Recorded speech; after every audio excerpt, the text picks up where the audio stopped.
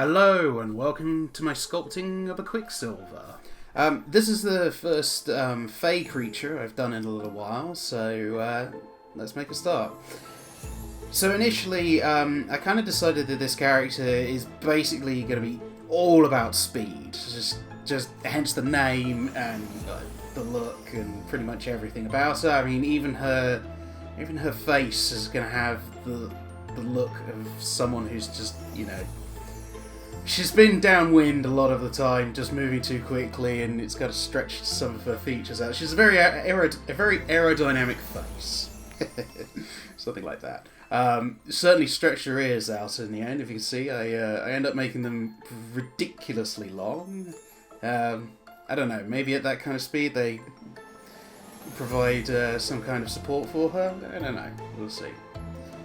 But yeah, I actually had a lot of fun with this particular character. I ended up making quite an interesting one in the end, as you'll soon see. So obviously, with all of my characters, the way I start is I break them down. Got a pre-made model that I use. I kind of get the proportions right as best I can, and then just dive straight in from there. So obviously for this character, she's very fast, so she was going to be quite slim, quite long. Yeah, so this is where we went. The hair was again decided to make it quite slicked back. Unlike when I did the wizard character, this particular one I was actually able to keep in symmetry for a lot longer. So this is probably more akin to how I normally sculpt characters. Yeah, so take a good look.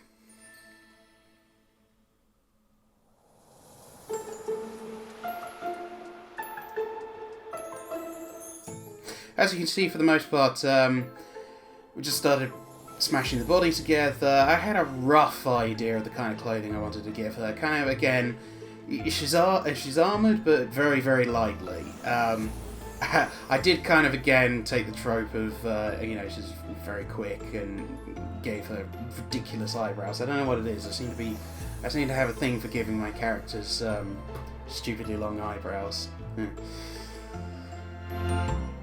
Anyway, so onto the clothing. Again, I had a rough idea of what I wanted to achieve. Rolled up sleeves to, again, kind of, very much a working combat specialist, but very much almost like a scout. So the majority of her armament would be what I would call light. Again, just to keep it quick. She's not going to be carrying around the biggest sword in the world. If I was DMing with a creature like this, certainly to fight the player characters, I'd definitely be aiming. I'd give her something ridiculous like Misty Step as a free action every turn. Maybe if this was a character that had to come up against like really high level characters, I'd give her Misty Step as a free action every turn, and a legendary action to like interrupt players strike against her, just so she can boop, out of the way. Whoop, you missed me.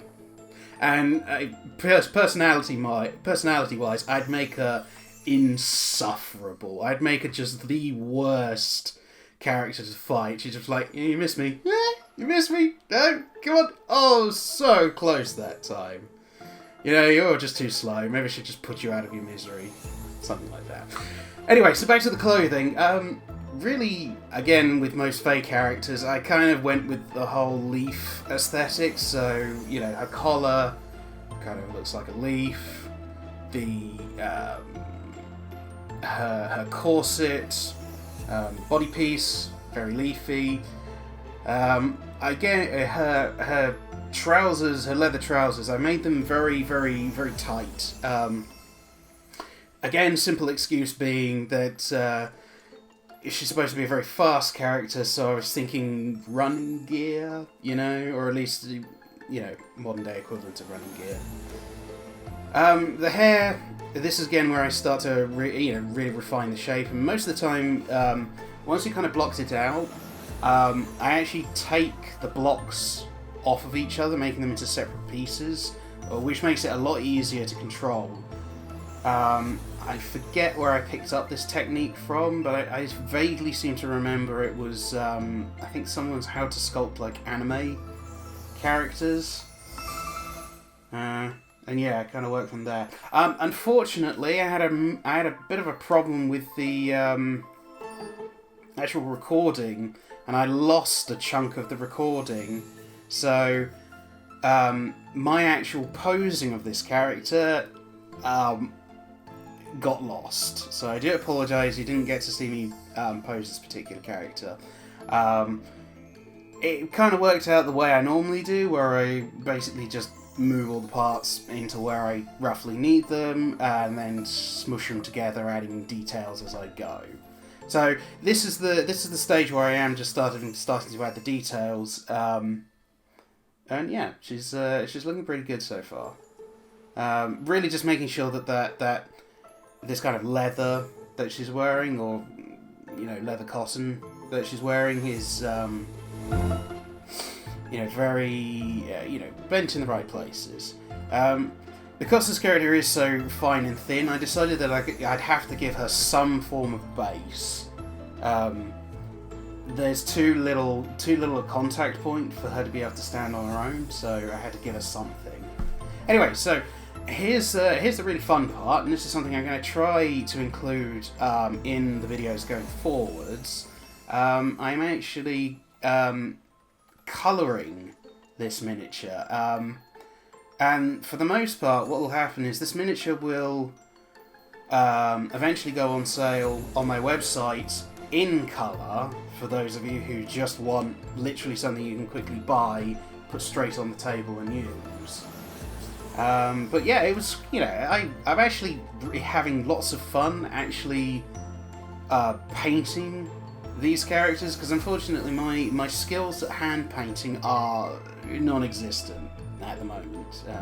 It is something I'm starting to learn, but compared to my skills in digital painting versus my skills in hand painting, there's no comparison really. So for the most part, this is really just it's quite it's an enjoyable exercise, but also it will mean that this I'll make this character available in colour for purchase, and it gives you for those of you who do want to paint, it does give you an idea of kind of at least some of the colours I had envisaged. Obviously, follow them if you want to, but you totally don't have to. And I've seen how creative a lot of you get with your paintworks, and I mean, you leave me. You leave me astonished every time. I really enjoy seeing what you guys produce.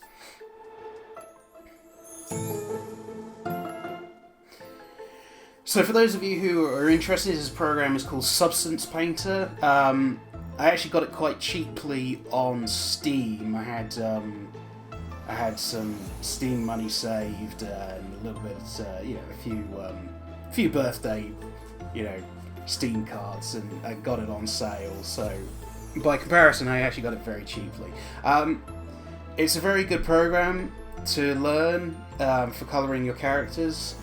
Even if you're not necessarily going to use them for production, it's still good to do, just to give them a little, make them a bit more alive.